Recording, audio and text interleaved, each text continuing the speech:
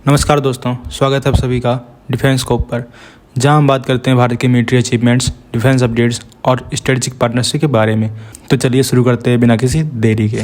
पहली खबर की बात करें तो डीआरडीओ ने एक नए ब्रह्मास्त्र का डेवलपमेंट किया है जो दुनिया के सबसे तेज मिसाइल्स में से एक है। ये लॉन्ग रेंज एंटीशिप मिसाइल है जो साउंड की स्पीड से 10 गुना ज़्यादा तेज है, यानी इसका maximum speed 12,144 kilometre per hour तक पहुंच सकता है। इसका मतलब ये है कि अगर ये मिसाइल न्यू दिल्ली से वाशिंगटन डीसी की तरफ चले तो सिर्फ 1 घंटे में वहां तक पहुंच सकती है। इसका सक्सेसफुल टेस्ट 16 नवंबर 2023 को एपीजे अब्दुल कलाम आइलैंड उड़ीसा के तट पर किया गया था। ये मिसाइल 1500 किलोमीटर तक स्ट्राइक कर सकती है और सिर्फ 7 से 8 मिनट में किसी भी एनिमी के वॉरशिप या एयरक्राफ्ट कैरियर को तबाह करने की कैपेबिलिटी रखती है। स्पेकुलेशंस ये थे कि इसका मैक्सिमम स्पीड मैक 6 to 7 होगा, लेकिन इन रियलिटी ये मैक 10 तक पहुंच गया। इसका मतलब ये हुआ कि ये मिसाइल हर सेकंड में 3.37 किलोमीटर की दूरी तय कर सकती है।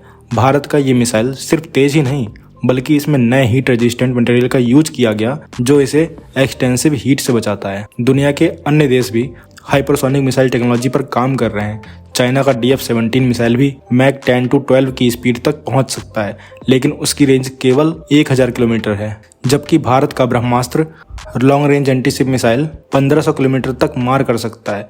इस मिसाइल का सक्सेसफुल टेस्ट के बाद इंडियन नेवी को एक बड़े टेक्टिकल एडवांटेज की तरह देखा जा रहा है, जो इंडियन ओशन रीजन में भारत की सिक्योरिटी को और मजबूत करेगा। अगर पाकिस्तान या चाइना का कोई वॉरशिप भारत की तरफ बढ़ने लगा तो यह ब्रह्मास्त्र सिर्फ 4 से 5 मिनट में उसे खत्म कर सकता है। तो क्या कहेंगे आप इस खबर के बारे में कमेंट सेक्शन में जरूर बताइए। अगली खबर की बात करें तो Anglo French missile company MBDA और इंडियन एयरफोर्स के बीच एक इम्पॉर्टेंट डिस्कशन हो रहा है, जिसमें meteor air to air missile को तेजस फाइटर जेट्स के साथ इंटीग्रेट करने पर डिस्कशन हो रही है। अब तक ये मिसाइल सिर्फ राफेल जेट्स के साथ इस्तेमाल की जा रही थी, लेकिन तेजस MK-1A और तेजस MK-2 जैसे इंडिजिनस फाइटर जेट्स के साथ इसे जोड़कर भारत अपने इंडिजिनस कॉम्बैट एयरक्राफ्ट की कैपेबिलिटी को कई गुना बढ़ाने की प्लानिंग बना रहा है। मीटियोर मिसाइल वर्ल्ड की सबसे advanced beyond visual range missile में से एक है।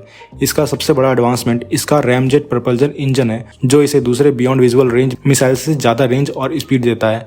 इस मिसाइल का नो एस्केप जोन भी दूसरे मिसाइल के कंपैरिजन में कई गुना बड़ा है, जिसका मतलब है कि अगर एक बार किसी एनिमी जेट को इसने टारगेट कर लिया तो उसका बचना ऑलमोस्ट इम्पॉसिबल हो जाता है। अगर मीटियोर मिसाइल को तेजस के साथ जोड़ा जाता है तो भारत के इंडिजिनस फाइटर जेट की air to air combat capability Europe और अमेरिका के सबसे एडवांस जेट्स के बराबर पहुंच सकती है। MBDA और इंडियन गवर्नमेंट के बीच इस मिसाइल की लोकल प्रोडक्शन लाइन लगाने पर भी बातचीत हो रही है।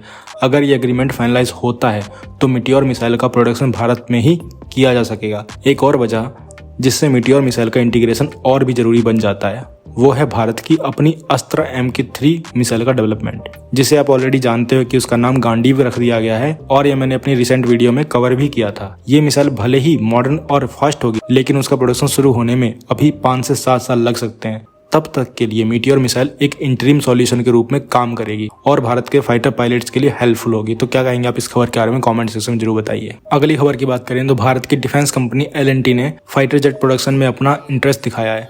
L&T के एरोस्पेस और डिफेंस हेड जयंत दामोदर पाटिल ने एक हिंट दिया कि कंपनी भारत की फाइटर जेट प्रोडक्शन कैपेसिटी बढ़ाने के लिए एक नए प्लांट में इन्वेस्ट कर सकती है। ये अनाउंसमेंट तब आई जब air chief marshal AP Singh ने एयरफोर्स की फाइटर जेट की गिरती स्क्वाड्रन को लेकर बात की। इंडियन एयरफोर्स इस वक्त 200 से ज़्यादा फाइटर जेट्स की कमी को झेल रही है और 2040 तक ये कमी 450 तक पहुंच सकती है।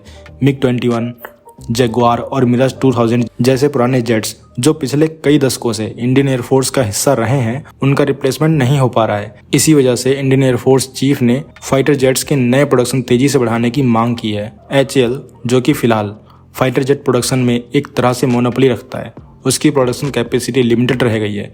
इस वजह से L&T जैसे प्राइवेट प्लेयर्स इस फील्ड में कदम रखना चाहते हैं ताकि फाइटर जेट्स का प्रोडक्शन बढ़ाया जा सके और इंडियन एयरफोर्स की डिमांड को पूरा किया जा सके।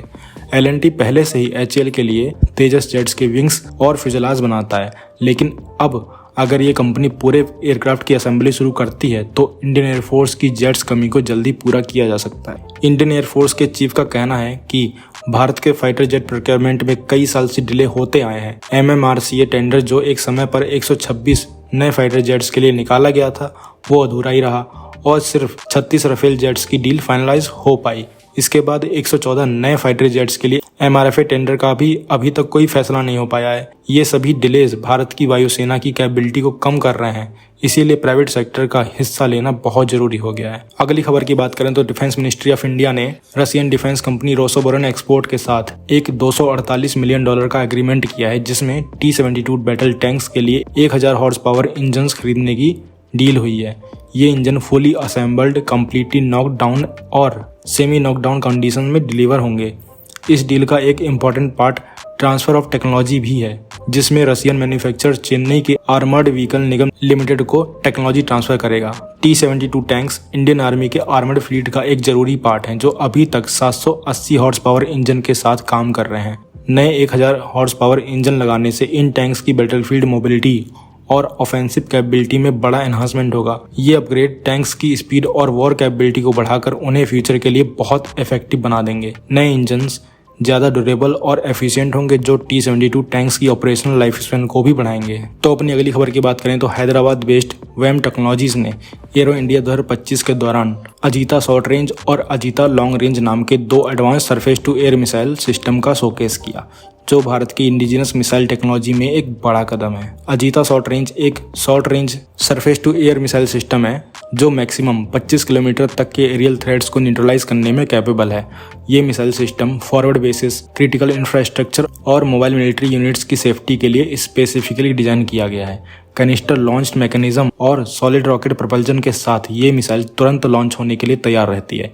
इस मिसाइल में इंफ्रारेड सीकर लगा है, जो टारगेट को प्रिसाइज ट्रैकिंग प्रोवाइड करता है, जिससे ड्रोन्स, हेलीकॉप्टर्स और क्रूज मिसाइल्स जैसे लो फ्लाइंग टारगेट्स को आसानी से टारगेट किया जा सकता है। और दूसरी तरफ अजीता लॉन्ग रेंज तो और एक कदम आगे है, जो 75 किलोमीटर तक के एरियल थ्रेट्स को न्यूट्रलाइज करने में कैपेबल है। ये मिसाइल स्टील्थ एयरक्राफ्ट और प्रिसीजन गाइडेड म्यूनिशन जैसे एडवांस टारगेट्स को डिस्ट्रॉय करने के लिए तैयार की गई है। इसमें फ्रेगमेंटेशन वॉरहेड और हिट टू किल मैकेनिज्म है, जो टारगेट को या डैमेज करता है या सीधा काइनेटिक इम्पैक्ट डिलीवर करता है।